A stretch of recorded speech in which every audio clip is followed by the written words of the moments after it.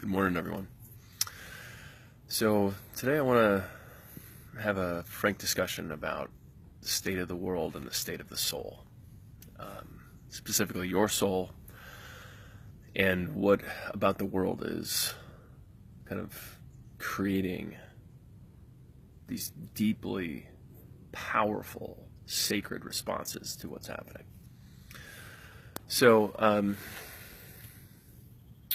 with everything that's happening here in America, in Charlottesville, and also Ferguson, and our 200, 400 year history with oppression, slavery, racism, our resource imperialism, our drone diplomacy that's impacting Afghanistan, Yemen, Middle East, and our whatever you call our response to what's happening in Syria, the threat of nuclear war now that we experience in North Korea. These are moving us in novel, new ways, and there's no objective reason for our emotional response.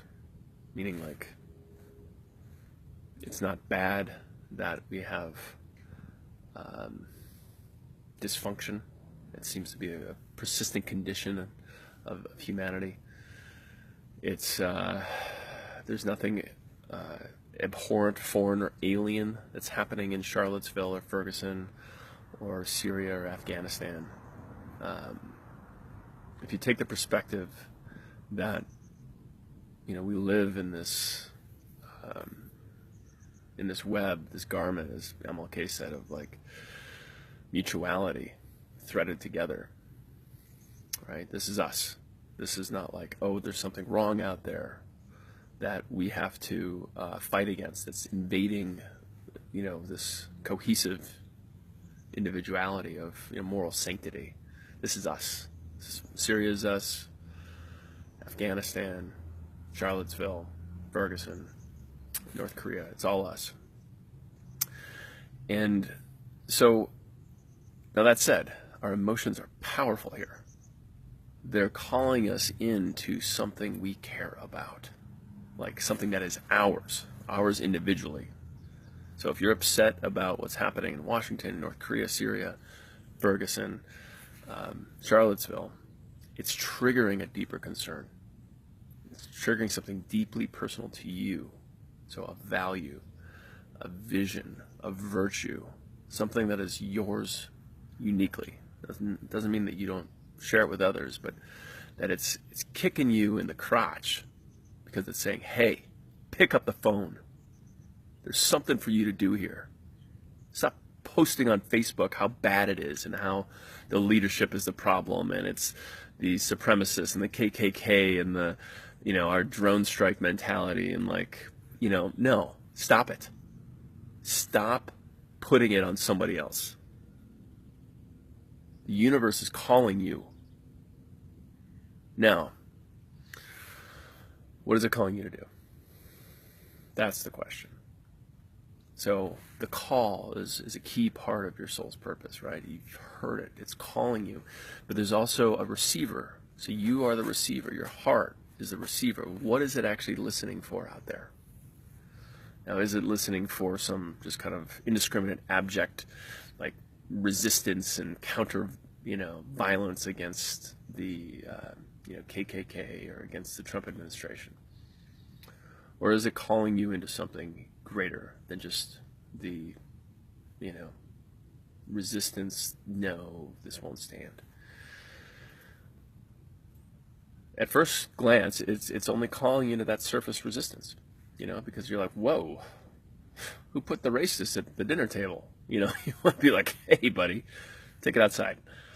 Now, but if you can sustain the call for slightly longer, like, okay, wait a minute, why am I being so triggered by this? Because there's this bigger game for you to play. So what is that game? Now, the access to knowing your piece of the resistance or of the transformation or of the next enlightenment. We're being called into this as a species to transform. We can't do it the way we've been doing it before.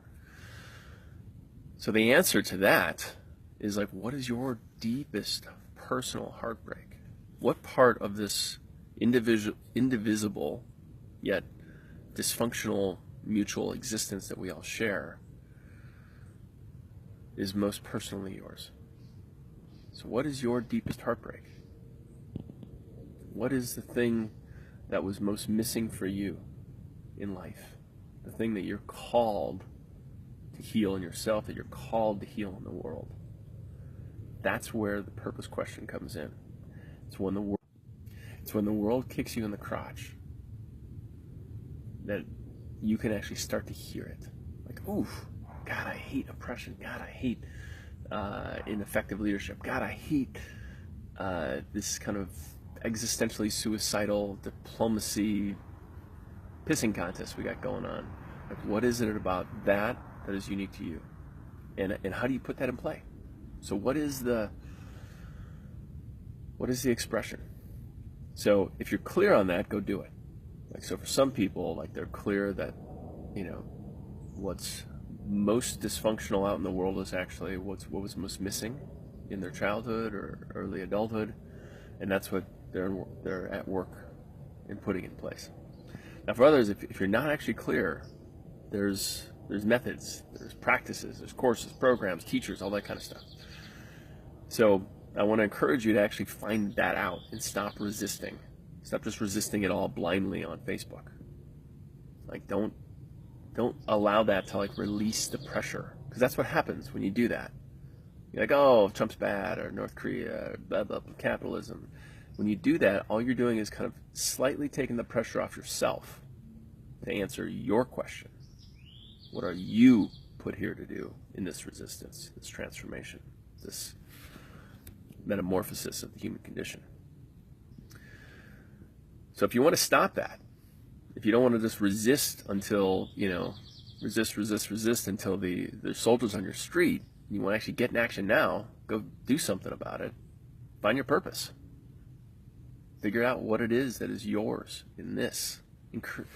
And as opposed to being this kind of receptive, defensive voice of resistance, be this proactive, creative leader. Be the thing. Be the answer to the call yourself. And so I invite you to find your purpose, to sustain the inquiry. We have a purpose course coming up in September, the Global Purpose Expedition. You can go to globalpurposeexpedition.com. It's a powerful course. It's 10 most effective exercises I've ever encountered, and it's incredible value, substantial reduction off of what I charge for my one-on-one work with leaders and executives. So if you want to sustain the inquiry and get your ass in gear, come join us. The earth is calling. The future is calling. Stop letting Trump kick you in the crotch. It's time. We'll see you soon.